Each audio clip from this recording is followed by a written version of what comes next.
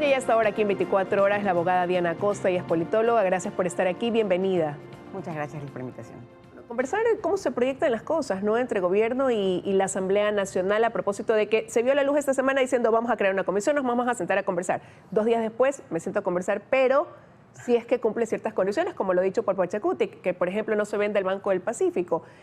¿Cómo se proyecta tender puentes cuando ya hay un condicionamiento de por medio? ¿Puede fluir?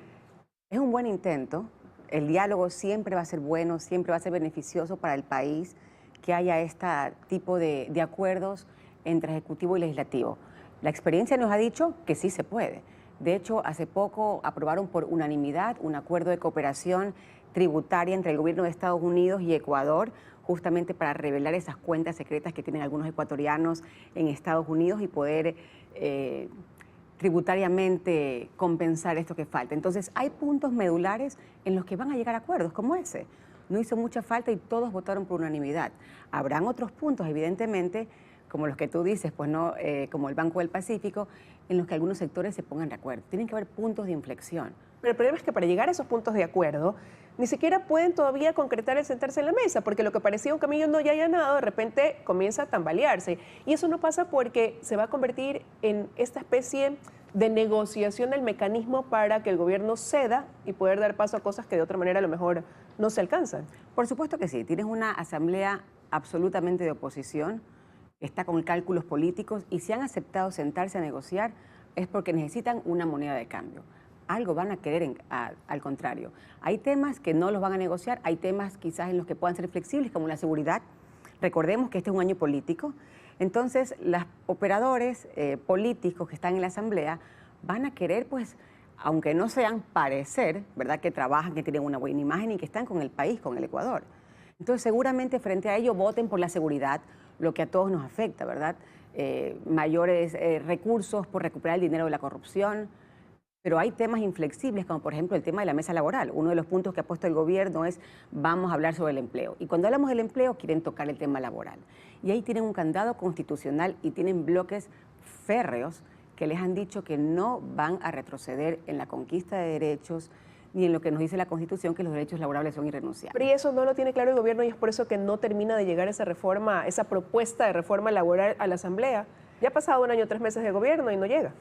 Bueno, y lamentablemente esa fue su bandera de lucha. Desde que se instauró este gobierno viene diciendo vamos a hacer una reforma laboral.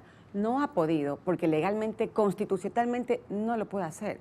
Quieren lo imposible, quieren lo inconstitucional, pero sin embargo sigue insistiendo. Esto se da porque no tienen buenos asesores, no tienen operadores políticos que tengan sensibilidad con el país, que estén coordinados, y ese es el problema de la falencia. Tienes un ministro de Trabajo que es un arquitecto.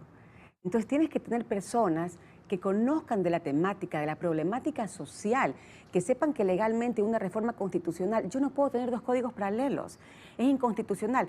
No te puedo tener aquí sentada a ti ganando con todos los derechos, 13º, 14º, vacaciones, tus utilidades, y al lado está Juanito, que hace el mismo trabajo que tú, pero no gana nada porque este entró con una nueva ley.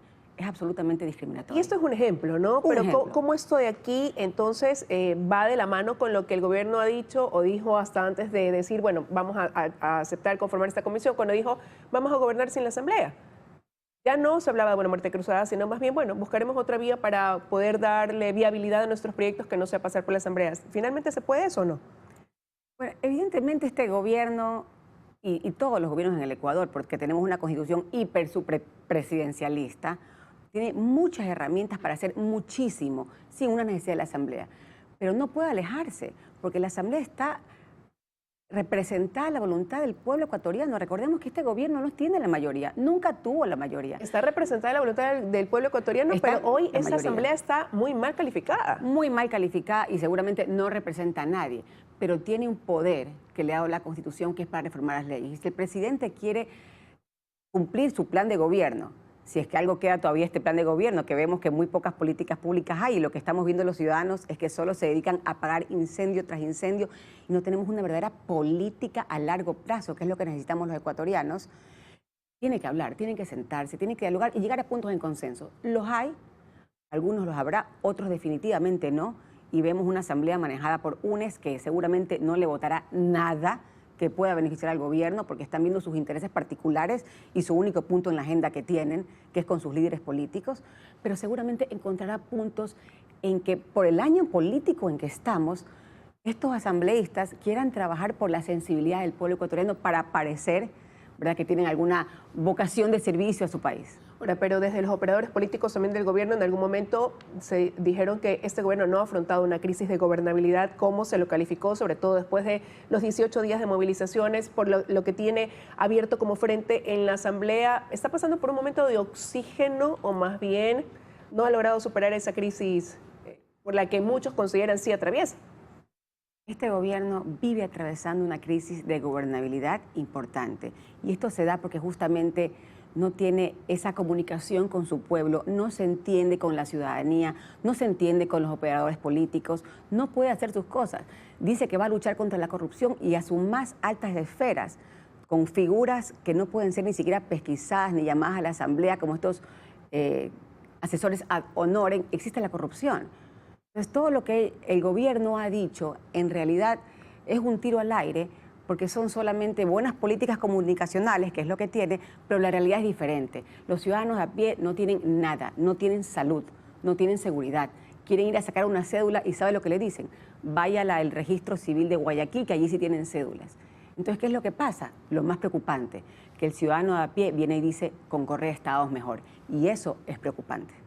Quiero agradecerle a la abogada Diana Costa que nos haya acompañado esta mañana acá en 24 horas, no sin antes cerrar esta entrevista preguntándole con estos cambios, y sí quiero terminar con eso porque es un tema también que está sobre la mesa, el haber accedido a sentarse, a buscar a través de mesas de diálogos, instalar un nuevo mecanismo que tampoco no había en el país, que es la primera vez que se está probando a ver cómo funciona, no pudiera comenzar a viabilizarse quizás la solución, sí, a los problemas. Han comenzado competitorios del movimiento indígena, pero ser una vía que se comience a instaurar, como digo, para dar viabilidad a soluciones dentro de esos planes de gobiernos que se ofrecen cuando arranca cada uno de los mandatos. Ojalá. Todos tenemos la esperanza, pero para eso el gobierno tiene que tener operadores políticos correctos, gente experta, gente con experiencia, no novatos que no tienen idea de lo que pasa en la política ecuatoriana. No es lo mismo la política española. Los cambios recientemente hechos no satisfacen, no son lo suficiente. Definitivamente no. Nosotros, la ciudadanía, pensábamos que después de esta crisis, el presidente, con la sensatez que creemos que tiene, bajaría la cabeza y diría, sí, vamos a cambiar, vamos a integrar a la sociedad, vamos a integrar a diferentes grupos que tengan otra visión, no únicamente capitalista, porque este no es un país de millonarios, es un país de gente muy humilde, muy pobre, que tenga una mentalidad diferente. No los integró, siguió con lo mismo, hizo reciclaje y ahí estamos como estamos. Quiero ahora sí agradecerle a la abogada Diana Costa, politóloga, por habernos acompañado esta mañana. Gracias, Liz. Con esto aquí estamos ya concluyendo 24 horas en esta emisión nacional, pero enseguida vienen las noticias de la comunidad. Que tengan un excelente día.